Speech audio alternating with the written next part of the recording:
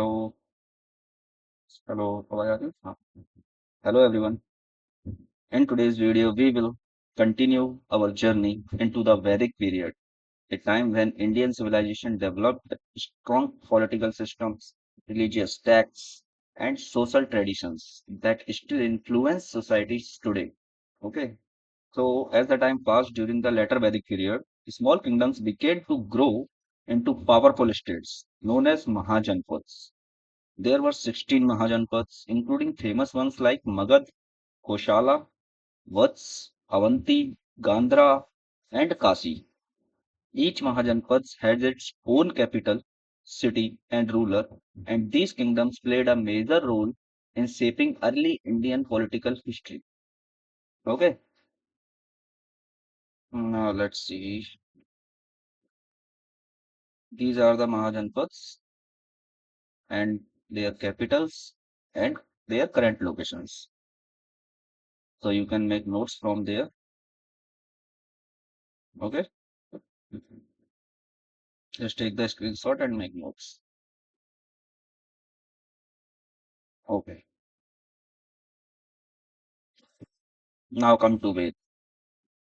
Rigveda, Samaveda, Yajurveda, and Atharvaveda. There are four Veds. Okay. Now we talk about the Rigveda. Okay.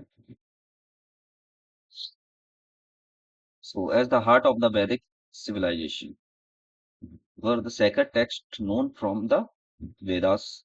There are four main Vedas that guided Rishi and daily life. The Rigveda was the oldest and contained hymns praising gods and natural forces. The Samved focused on songs and music and became the foundation of Indian musical tradition. We will talk it later. First of all, we talk the Rigved. Rigved literally means the term rig is to praise. इसकी प्रार्थना करना. It is a collection of hymns and the volumes are called mandals. Mandals 3 contains the Gayatri month which was compiled in the praise of sun god Savitri. Okay. Mandal 9 contains hymns called Purusuk. Sorry, Mandal 9, sorry, Mandal 10. Mandal 10 contains hymns called Purusuk, from where one system is developed. Okay. Rishi who were experts in Rigveda were called Hotra or Hotri. It has many things in common with Jain Avesta, which is the oldest text in Iranian language. Okay. Now comes to the Samved. Samved is similar to songs, music, and ceremonies. Okay, it is a collection of songs, and most of the songs were taken from the hymns of Rigvedas. Okay, so it also contains Swambars. Udgata was the experts of Samved, and it is compilation laid the foundation of Indian music. Basically, the foundation of the music is derived from the Samved. Okay, Yajurveda. It is a collection of sacrificial formulae describe the rituals to be followed at the time of the recitation of months. Okay, it is divided into two parts, Gad and Pad. In English, we say essay writing and poetry. So in from Yajurveda, we found the essay writing and poetries. Okay, so Tharvyu was the experts of the knowledge of Yajurveda. One man, Atharvu, those who are experts in Yajurveda knowledge, we call him Atharvu. Atharvu. Atharvu. Okay. It contains both prose and poetries. It is divided into two parts. Krishna Yajurvedas and Shukla Yajurvedas मतलब कृष्ण पक्ष और शुक्ल पक्ष दोनों तरीके से अपन इसको बोल सकते हैं. ठीक है. इसमें क्या होता था जो कृष्ण का मतलब है कृष्ण का मतलब है काला पक्ष मतलब एक तरीके से अंधकार को डिनोट करना और शुक्ल का पक्ष है प्रकाश मतलब इसमें प्रकाश का थोड़ा सा वर्णन किया गया है कि जिससे जिंदगी में कैसे प्रकाश आए. Okay. Now comes to the next. Atharvaveda. Atharvaveda is basically known for Ayurveda and magical tricks. It is a collection of charms and spells. It contains magical hymns to get relief from diseases. And Indian medicine science, that is Ayurveda, has its origin from Atharvaveda. Ayurveda basically found from the Atharvaveda. Okay. Now comes to the next word, that is Vedang. Vedang is not the Vedang is not Ved. Vedang is a part of Ved. Like it is also known as limbs of Vedas. वेदों के जो अंग होते हैं, like हमारे शरीर के जैसे हाथ है, पैर है, वैसे ही वेदों के जो अंग होते हैं उनको हम बोलते हैं वेदांग। ठीक है। तो वेदांग कंपाइल ड्यूरिंग सूत्र period, hence it is also called sutra literature. There are six in numbers. Okay, so first one is shiksha, that is denoted to phonetics or science of pronunciation. Second one is kalp, rituals and ceremonies. Vyakaran, that is related to grammar. Nirukta, that is related to etymology. And the Chand, that is metrics, rules of poetic composition. छंद और काव्य रचना के नियम, इनको बोलते थे हम छंद। ठीक है। ज्योतिष is related to astronomy. So these are the Vedants, six type of Vedants. They can help you to define the pronunciations, rituals and ceremonies, grammar, etymology, rules of poetic compositions, and astronomy. Okay. Now comes to the last phase of Vedic literature, that is Upanishads. Okay. It deals with the metaphysics like psychology. It also called Vedanta. It contains subject about soul, Brahman, rebirth, and theory of karma. You can everything know about from Upanishads. Okay. It emphasizes the path of knowledge. Literature meaning of Upanishads is to sit near the feet of the God or your teacher. Okay. मतलब अपने गुरु के पास, चरणों के पास बैठकर ज्ञान प्राप्त करने को ही उपनिषद का मीनिंग कहा गया है। उपनिषद का मतलब ही ये होता है कि अपने गुरु के चरणों में बैठ के ज्ञान की प्राप्ति करना। Okay. Important Upanishad are Chandogya और ब्रह्मदारण्यक, कठ, ईश, प्रश्न, Mundaka. The conversation of Yama and Nachiketa is the subject matter of कथा उपनिषद। ओके। यम और नचिकेता के बारे में जो बात करते हैं वो अपन कठोपनिषद से करते हैं। ठीक है। Satyameva Jayate international anthem is taken from the Mundaka Upanishad. Okay. There are total 200 Upanishads, but we are printed only 108 and the major Upanishads are only 13. Okay. Now comes to the Vedic kingdom. In the central India, we call it as Raj, that is ruled by the Raja. Okay. Or in the southern kingdom, we known as Bhoj, that is ruled by Bhoja. Also in western kingdom, we call as Swaraj, ruled by Shwarat. And in northern kingdom, Vairaj, ruled by Virat.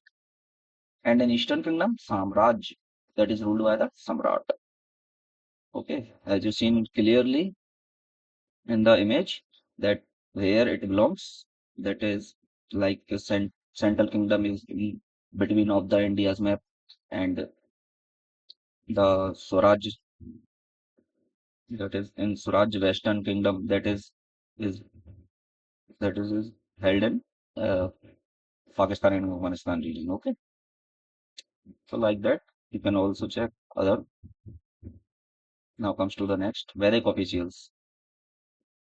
वैदिक अधिकारियों के बारे में थोड़ा सा जानेंगे इसमें हम।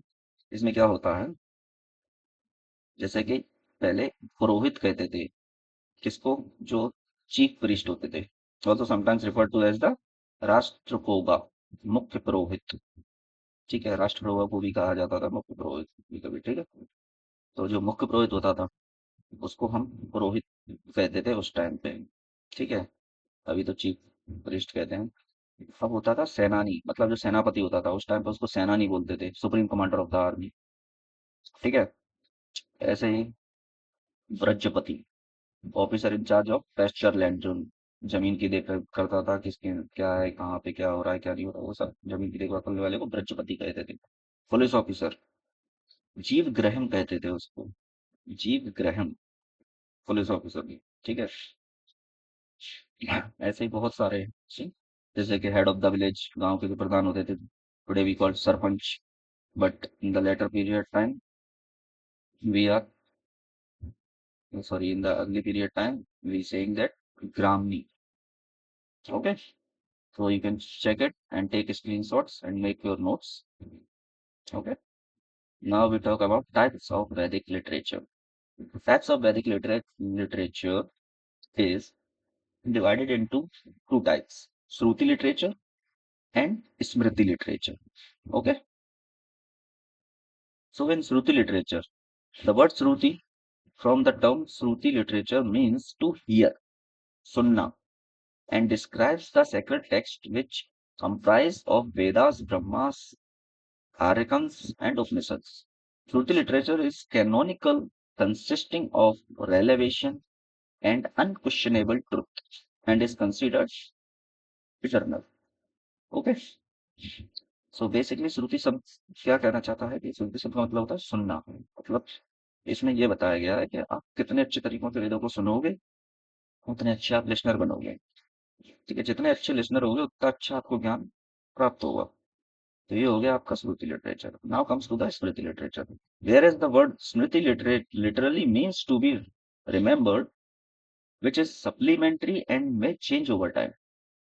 Smriti literature is the entire body of the post-Vedic classical Sanskrit literature and consists of Vedanga, Sad, Darsanga, Puranas, Ityas, Updev, Tantras, Agamas और उपन्यास। ठीक है, मतलब स्मृति शब्द का मतलब सीधा सीधा सा ये है कि याद रखना चाहिए।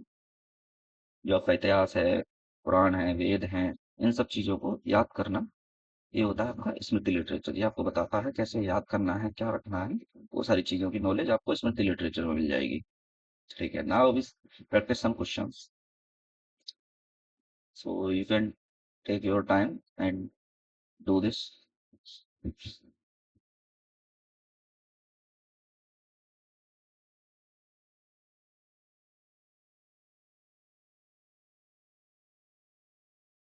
आपको सारी पीडीएफ दिखा देता हूँ।